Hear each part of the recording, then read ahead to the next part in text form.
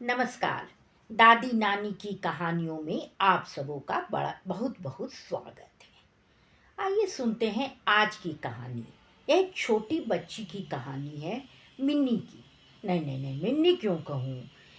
समाज में ऐसी कई मिन्नियाँ हैं जो अपने अभिभावकों की इच्छा और अपेक्षाओं का पालन करते करते अपने स्वाभाविक विकास को कहीं ना कहीं खोती जाती हैं, छोड़ती जाती हैं।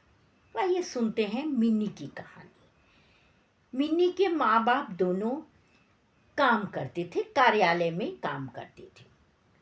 वो दोनों सुबह सुबह तैयार होके अपने अपने ऑफिस को निकल जाते थे।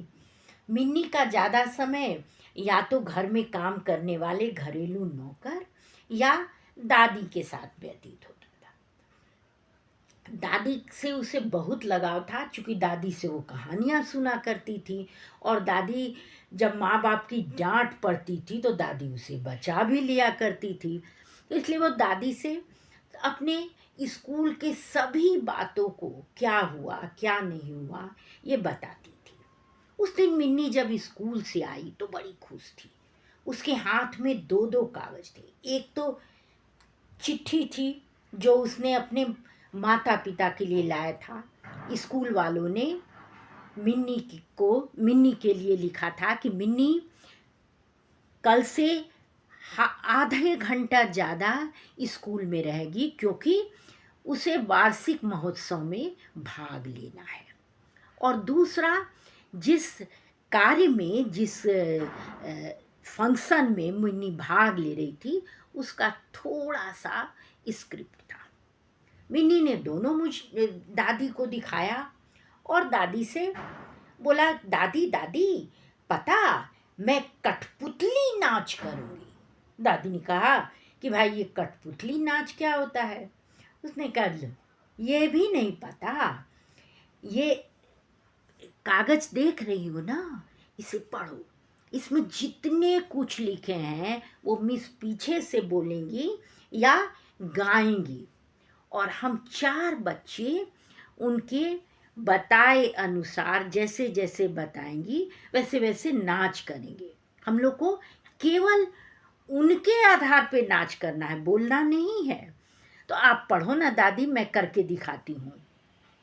दादी ने उसे बहला फुसला के खाना खिलाया और लेके रूम में चली गई। लेकिन मिन्नी इतनी एक्साइटेड थी कि वो मानने को तैयार नहीं थी। दादी दादी पढ़ो ना, मैं दिखाऊंगी, दादी दादी पढ़ो ना, मैं दिखाऊंगी। जाहिर है दादी ने पढ़ना शुरू किया। जैसे जैसे पढ़ती थी मिन्नी वैसे वैसे नाच करती थी या अभिनय करती थी। बीच में बिगड़ भी जाती थी कि आपको पढ़ना ही नहीं आता है, मिस तो ऐसे पढ़ती नहीं है। दादी हंस के बात को टाल दिया करती थी। जब बहुत देर तक मिन्नी न सोई न कुछ की, होमवर्क करने को भी तैयार नहीं, नहीं नहीं मैं नहीं करूँगी, मुझे ये याद करना है। तो दादी ने उससे पूछा कि अच्छा मिन्नी, ये बताओ, ये तो बहुत कठिन है, वो बोलेंगे और तुमको करना होगा, तुम कैसे कर लोगी, सोचो। मिन्नी ने कहा, दादी आपको इतना भी पता नहीं है, अरे रोज तो मैं वही करती हूँ। आपको याद होगा ना, कल वो आंटी आई थी, मैं खेल रही थी, मम्मी ने कहा चलो आंटी को राइम्स सुनाओ।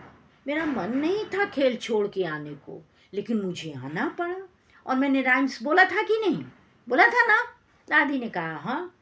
ऐसे ही कभी कुछ, तो रोज तो मैं यही करती हूँ दादी। मम्मी पापा जो बोलते हैं, चाहे दुलार से चाहे डांट से, कैसे भी करवा ही लेते हैं, कहाँ मुझे अपने मन से कुछ करने देते हैं। दादी ने उसे बहला फुसला के कहानी सुना के सुला दिया। मिन्नी तो सो गई, लेकिन मिन्नी की बातों में कितनी गूढ़ बातें छुपी हुई है।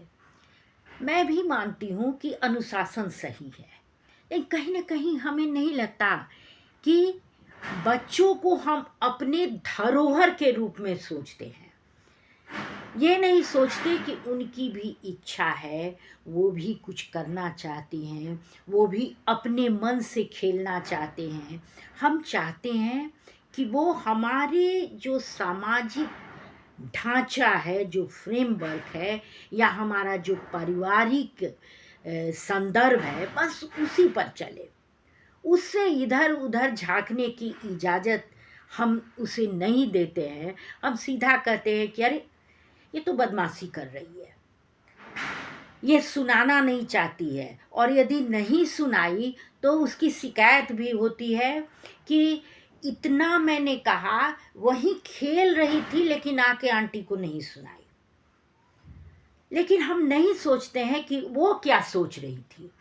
हम तो दिखाना चाहते थे कि भाई हमारा लालन पालन कितना अच्छा है, कि हमारे बच्चे हमारे एक इशारे पे जो कहते हैं कर लेते हैं। और कहीं ना कहीं बच्चों की जो अपने सोचने की प्रवृत्ति होती है, अपने करने की प्रवृत्ति होती है, उसके लिए हम घातक बन जाते हैं। ये चिंतन का विषय है, और इस पर गहन चिंतन हमें सबको करना चाहिए। चलिए कोशिश करते हैं कि घर परिवार का अगर एक भी बच्चा हमारे सामाजिक ढांचाओं को बिना तोड़े हुए हमारे इच्छाओं के अनुसार यदि कार्य करता है तो बहुत बड़ी उपलब्धि है। नमस्कार, फिर मिलेंगे।